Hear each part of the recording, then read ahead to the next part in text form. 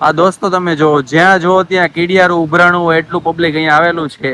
કેમ કે આ છે આપણા ગુજરાતનો સૌથી ક્લીનેસ્ટ બીચ એટલે કે શિવરાજપુર બીચની આજે હું તમને વાત કરું છું. અને એમ કહેવાય ને કે આને બ્લુ ફ્લેગ સી નો સર્ટિફિકેટ એવોર્ડ પણ મળેલું છે. એટલો જોરદાર અને ક્લીનેસ્ટ બીચ છે. અને જુઓ તમે પબ્લિક જુઓ કે હમાતું નથી. આમ જુઓ બધી એક્ટિવિટી અલગ અલગ કરી રહ્યા છે. આ જુઓ જ્યાં જુઓ ત્યાં boat, jet ski, banana ride, parasailing જુઓ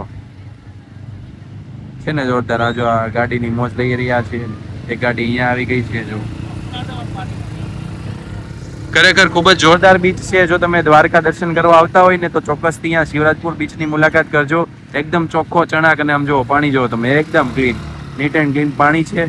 અને નાહવાની પણ મજા આવે એવું છે. અને અહીંયા મીઠા પાણીની સુવિધા પણ માત્ર 20 રૂપિયામાં કરવામાં આવે છે. તો એ પણ ખૂબ સારું કહેવાય ઓપ્શન માટે કે તમે નાહ્યા પછી મીઠા પાણીથી પણ તમે નાહી શકો. અને ખરેખર ખૂબ જ જોરદાર લોકેશન છે સમજો. અને ટૂંક જ સમયમાં આમાં સનસેટ પણ થશે તો એનો પણ આપણે નજારો કેમેરામાં કેદ કરવાની કોશિશ કરશું. બાકી ખૂબ જ જોરદાર બીચ છે, મજા આવી ગઈ. એકદમ બ્લુ સી અને ગુજરાતનો સૌથી ચોખ્ખો બીચમાંથી એક બીચ કહી શકાય. અને ખૂબ જ સરસ મજાનું અહીંયાનું વાતાવરણ, વ્હાઈટ સેન્ડ. અને આ જુઓ તમે, આ ઉપરાંત અહીંયા તમે જુઓ મસ્ત મજાનું એકદમ ચોખ્ખું પાણી. અને બોટમાં અલગ અલગ રાઈડ છે. અહીંયા કારવાળા ભાઈ છે, જેટ સ્કી, બનાના રાઈડ. જુઓ તમે બધા કેટલું એન્જોય કરી રહ્યા જો. અલગ અલગ રાઈડની મજા માણે સમજો છે ને જલસા. અને આ જે સી છે ને એ બ્લુ ફ્લેગ સર્ટિફાઈડ બીચ જો તમે. અને અહીંયાનું પાણી એટલું ચોખ્ખું છે ને કે તમે પારદર્શક પણ જોઈ શકો છો. અત્યારે તો કે થોડું ગંદુ થઈ ગયું છે, પણ એવું કહેવાય છે કે અહીંયાનું પાણી ખૂબ જ ચોખ્ખું હોય છે. અહીંયા jet ski, banana ride, parasailing, speed boat ride જેવી અલગ અલગ એક્ટિવિટી પણ અહીંયા તમે કરી શકો છો. અને એમ શોર્ટમાં કહીએ ને તો આ ગુજરાતનો માલદીવ પણ કહી શકાય. જો અમારા પગ પાસે પાણી આવી ગયું. ધીમે ધીમે હવે પાણી આગળ જતું રહેશે.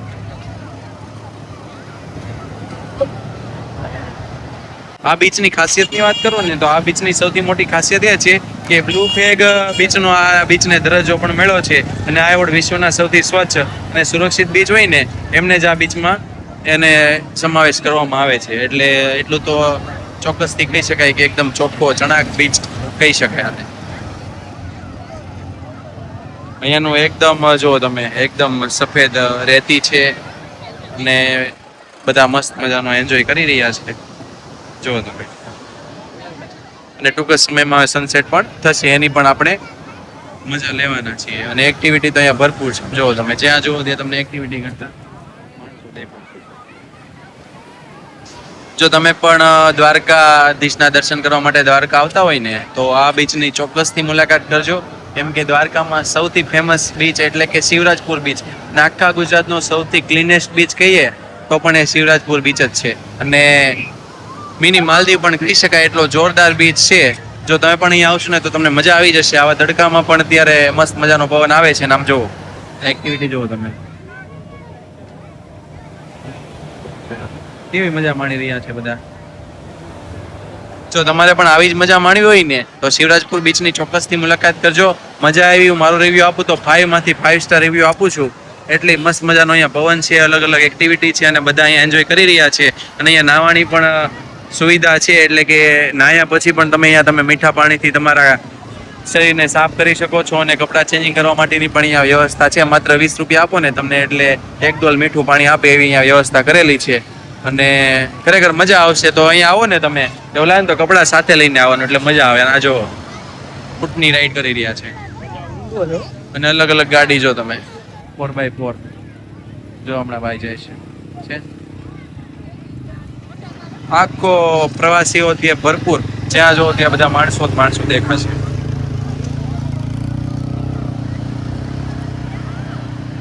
આવો જોરદાર બીચ છે. જો તમે પણ દ્વારકાધીશના દર્શન કરવા માટે આવતા હોય ને તો ચોક્કસથી શિવરાજપુર બીચની મુલાકાત કરજો. આ જો દોસ્તો અહીંયા લાકડાનો મસ્ત મજાનો બ્રિજ બનાવેલો છે. ઘણા લાંબા અંતરમાં છે એટલે તમારા પગ ભીના ન થાય. કદાચ અહીંયા નીચે પાણી આવી ગયું હોય ને તો એ રીતનો અહીંયા બ્રિજ બનાવેલો છે. આ જો તમે આ બધા કેરી અને ઘરેથી અલગ અલગ નાસ્તો લઈને આવ્યા છે. આ વ્હાઈટ સેન્ટ અને આટલો મસ્ત મજાનો બીચ તો ધાર્મિક ભાઈ કઈ કેવું હોય? છત્રી મસ્ત બનાવે. છત્રી ભાઈ ને છત્રી ગમી ગઈ, જો બોલો છત્રી ઉપર મોહી ગયા છે. અને ફોટોગ્રાફી માટે તો બેસ્ટ લોકેશન કહી શકાય. ચોક્કસથી વિઝિટ કરવા જેવું સ્થળ છે. જો દ્વારકા આવતા હોય તો અહીંયા ખરેખર આવજો, મજા આવશે. ને ખૂબ જ ડેવલપ કરેલું છે. જેવી રીતે આપણા સુરતમાં પણ હમણાં સી ફેસનું ખૂબ જ સારું પ્રોજેક્ટનું લોકાર્પણ કર્યું, એ જ રીતે ખૂબ જ સારું અહીંયા ડેવલપમેન્ટ કરેલું છે. જો તમે આનો લુક જો, અને અલગ અલગ ઘણી બધી અહીંયા એક્ટિવિટી પણ કરવામાં આવે છે. જો એક ભાઈ અહીંયા જો એક ભાઈ આવે છે, જોઈએ આપણે કદાચ અહીં ટર્ન મારશે એવું લાગે છે. ખાડો પાડી દીધો સ્પેશિયલ, પણ એ ભાઈ હવે ત્યાંથી વહી ગયા છે. પણ તમે આમ જુઓ, નજારો જુઓ, એકદમ બ્લુ સીઓ, એટલો એન્જોય કરી રહ્યા છે બધા.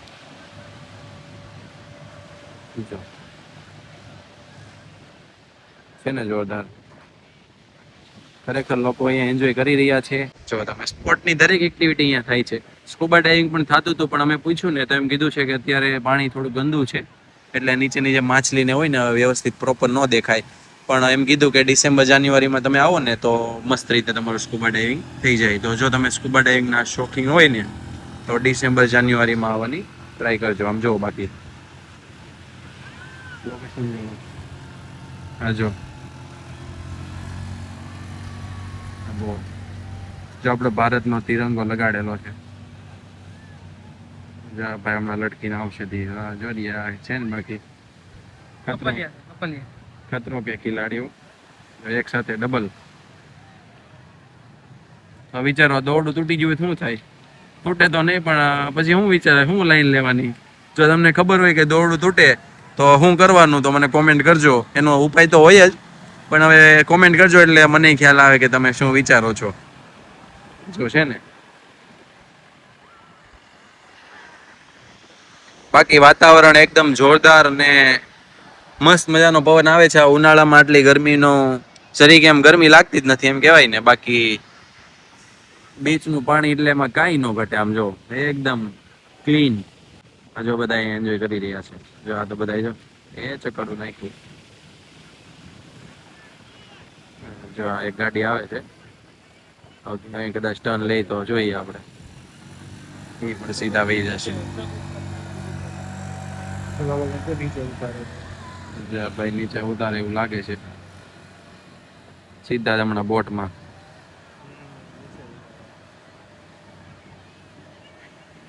ઉતરી. ફાઇનલી લેન્ડિંગ થઈ ગયું છે. બાકી અહીંયા કાર જો અલગ અલગ મસ્ત. એ જો ખાડો. વાહ ભાઈ, બાને સમજો 80 વર્ષની ઉંમરે પણ બા પણ એન્જોય કરી રહ્યા છે. તો આપણે તો એ નાના છે ભાઈ, આપણે તો એન્જોય કરવો જોઈએ ને. બાકી આમ જો અહીં તમને દૂરથી બતાવો ને, કીડિયાર ઉભરાણું હોય ને એમ પબ્લિક આવ્યું છે. આમ જોવો તમે, જો પબ્લિક જો જ્યાં જો ત્યાં પબ્લિક જ પબ્લિક. આ ભાઈ ઊંટ સવારીની મજા માણી રહ્યા છે. બાકી આ જો આ લોક જોવો તમે, કેટલું પબ્લિક છે. હવે સનસેટ થઈ ગયો છે. આ શિવરાજપુર બીચનો તમે નજારો જોવો, એકદમ મસ્ત. અને ધીમે ધીમે સૂર્ય તો ડૂબી જ ગયો છે. હવે થોડુંક કેસરી કેસરી અજવાળું દેખાય છે. અને જુઓ તમે મસ્ત મજાનો આ શિવરાજપુરનો સનસેટનો નજારો છે, જેનો તમે આનંદ માણો. અને જો અહીંયા હજી પણ ઘણું બધું પબ્લિક એન્જોય કરી રહ્યું છે. જો હવે ફરીથી પાછા આપણે નવા બ્લોગ સાથે મળીશું. ત્યાં સુધી સુરત માર્કેટિંગના યુટ્યુબ ચેનલને સબસ્ક્રાઇબ કરી લેજો. જય હિન્દ, જય ભારત.